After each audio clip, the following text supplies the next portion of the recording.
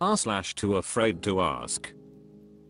Billy Valkenfly says, why are Americans so against socialism? Hi, European here. First of all, I'd like to state that I'm asking this question genuinely, without any judgment. I just want to understand. Onto the subject, when browsing different social media, I have noticed that when the topic of free healthcare/education is discussed, American citizens tend to point that they do not want socialism, as if socialism was a threat to a society. Almost as if this word was an insult. Now, as I said, I'm European. All I've ever known is socialism. Free education, healthcare, protective labor laws, 20 days fully paid holiday leave minimum, pregnancy leave up to 18 months half-time, and limited paid sick days are a given in European society, and it is absolutely not frowned upon. Of course, some parties within countries would want less tax and more liberalism, but never to the extent of privatizing these sectors. When it comes to the US, please correct me if I'm wrong, I've only studied it in university, I'm no expert. There is much less tax on revenue, therefore education, healthcare cost a leg, and labor laws are really disadvantageous for the employees, almost no mandatory benefits but insurance. From a European standpoint, it looks really difficult to live under these circumstances, hence my humble ask, why is socialism so frowned upon by American society when it considerably enhances quality of life? Thank you for your answers, I'm curious to understand your perspectives. Saxo says, I wonder where in Europe you live, if you only have known socialism. I'm from Denmark, one of the most equal countries in Europe, but we don't have socialism. In Denmark we have social liberalism. I can't think of any European countries who actually is socialist. Sikiza says, correct, but even if Op is using the wrong term, and he definitely should learn the difference, his question can still be reframed as why Americans hate social liberalism. The Swedish Conundrum says, NGL, I see a lot of American media online labeling social liberalism as socialism, which makes Op's question kind of right from the perspective of many people who would fall into what I suspect is his question's target audience. Archimedes Live says, you are not socialists. No country in Europe is socialist.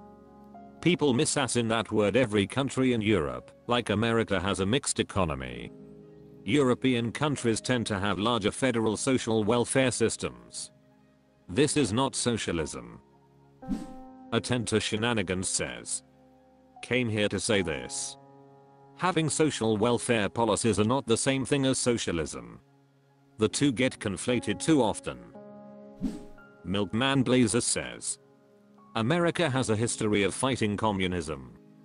Modern day warhawks are trumpeting the threats of socialism, as if they have caused every problem in our society, and modern day dumbasses are eating it up, and want to go to war on socialism, which apparently includes anything left-wing politicians fight for. It's stupidity really. They couldn't explain what socialism is if you asked them, and they don't understand that the society they live in already relies heavily on it. Crunkle08 says, another aspect of this is that socialism means more money to the government. Since the government is providing the services, healthcare, education, etc., that means more money must flow through them. This can be spun into a narrative of big government, more government control, and less freedom. This is why you see conservatives actively work to make some institutions worse. A good example is the United States Postal Service. There are restrictions in place for the USPS that don't exist for other delivery services, such as having to guarantee pensions for all employees for many years. When the USPS struggles compared to free market delivery services, they can say, see, the government is inefficient, we need less government. It's a pretty effective argument. Especially when there are some real examples of government inefficiencies as well. America is capitalist to its core and all about the free market, of which you cut into moving these services to the government. r/TooAfraidToAsk. Itibita Kangaroo says, in an event such as the Uvalde shooting, How do you explain to your elementary school aged child what just happened? My friend's fish died yesterday. She told me how she had to explain to her 4-year-old daughter how the fish's dad got sick, so Bubbles needed to go back to the ocean to take care of him. I was thinking about it, and it made me wonder how parents explain to their young children certain tragedies. Does anyone have any thoughts? Half Past Whole says, I think, to tell you the truth, that lying to a child, no matter the age about anything including death, is probably the wrong approach. You don't have to say all the scary details, you can just say they left this life and go into the next stage, or soften it as you wish, but lying and saying things like the dog went to a farm or the fish went to go with its parents in the ocean sets you and the child up for potential issues going forward. Death is inevitable, so we all eventually need to get comfortable with it. I'm not saying a 4-year-old child needs to fully understand and be comfortable with death. But if they question it, it is because they are curious about life, and death is a part of life. So if you show them that it is just a part of the cycle, it sets them up to have a much healthier view of it all. Juunk says, agree completely. My 4 and 5-year-olds just attended a funeral.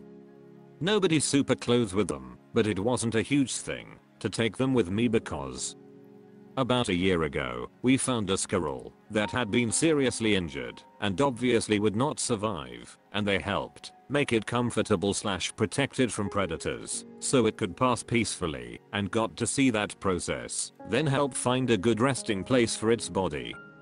I explained to them what occurred, that we now have 5 hens instead of 6, that a raccoon got one and killed it, and why it's very important that we be home before dark to put the chickens away. They understand how the ducks that we raised went from the backyard to the freezer. They will likely help with that process next year, as they've shown interest in helping. I think death has become so taboo with kids that it's counterproductive. I think if kids are exposed to the truth with the smaller things like a squirrel or their fish or their hen, it sets them up to successfully process it when it's their grandma or uncle. Pack Eddie says, I'm with you. I choose to be honest, but speak at my child's level as best I can. I tell them that they can ask questions, that I will always be honest. I remember learning truths as I got older, and it didn't feel good to know I was lied to. Glitteriskius says, I'm not a parent, but I have many younger relatives. It's best to just give a very basic, straightforward explanation, rather than get into any details. For something like a shooting, I'd say something like a very bad person did something awful and some kids were injured, or didn't make it. And try to leave it at that while comforting them, and allowing them to process it. Friend 33 says, a shooting hasn't come up yet with my kid, but my grandmother died when he was almost 4, and we never considered not telling him what happened. He knows she died, and that everything will die, and he still gets sad about it sometimes. There's no good to be had lying about, or skirting around death. r/TooAfraidToAsk. Agench's SCP says, how do I stop my brother, under 13, from becoming a horrible person? My brother isn't diagnosed with anything and is normal. He regularly watches TikTok and plays Fortnite. We have a sushi restaurant nearby, and you can order takeaway. We were walking home after ordering sushi and 3 young, 8-ish girls were walking the opposite way. They saw us, and one of the girls said very non-threatening to her friend that she should buy sushi again. My brother shouted, what are you looking at? Frickin' homo. And then continued walking. When I tried to confront him, he just said shut up and everyone does it. This behavior is fairly recent, and I hope it's preventable. I know my parents aren't the problem. It's hard to see my own brother being such an ass. What should I do? Is there a way to teach him? Also sorry if I have bad English, not native speaker. Stray God Yato says, I went through a stage like this when I was younger. I was a Frick, ain't what, it's all about who your friends are and how they act. After I got away from those friends in around 11th grade, I got way better, found way better friends in college, and now I'm only sometimes a twat. My little cousin is also a lot like this, and he also plays Fortnite. I don't think it's a video game's a bad kind of thing, I think it's the people he is playing with on those video games that is the bad thing. Also TikTok is bad. A Fantastic Lou says, hard agree, it's about who or what he spends his time with. Help him find a hobby or volunteer or just hang out with him yourself. Just make sure that Fortnite isn't the only place he gets social interaction. That being said, he is 13. Everyone's at least a little horrible at 13. Smutternaut says, how old are you? There's frequently a turning point in a child's development where the biggest influencing factors for worldview and behavior are not longer family and parents, but friends and peers. The landscape of, often parasocial, online relationship has not made that easier to navigate. In any case, I would say to teach the kid respect, he needs to respect you first. If you have the kind of relationship where he tells you to shut up when you confront him with a serious honest concern, this is clearly not the case. So the first thing I suggest is working on drawing boundaries on how you accept to be treated, and obviously leading by example. The only other useful thing I can maybe offer is that this kind of behavior can often be attention seeking, so being overly shocked or in any way touched by this might make the problem worse. I would advocate for calm disappointment. No Arm says, homo? What is this? 2004. Canajetta number 2 says, Hez needs to be reminded that real life is not a Fortnite lobby. Toastittle says, make it clear it is not normal and not to do it around you. Might take a couple of times of making walk home alone, but eventually he will understand.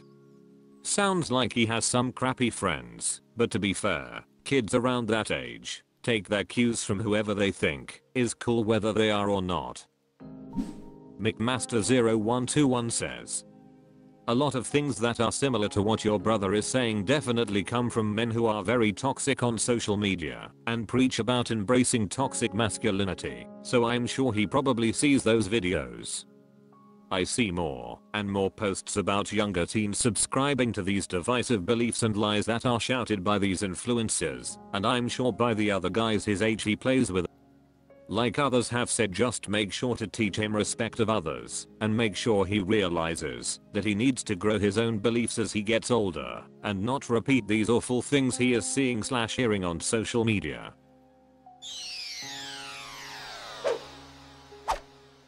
That's all for this video. Thank you for watching. Please subscribe.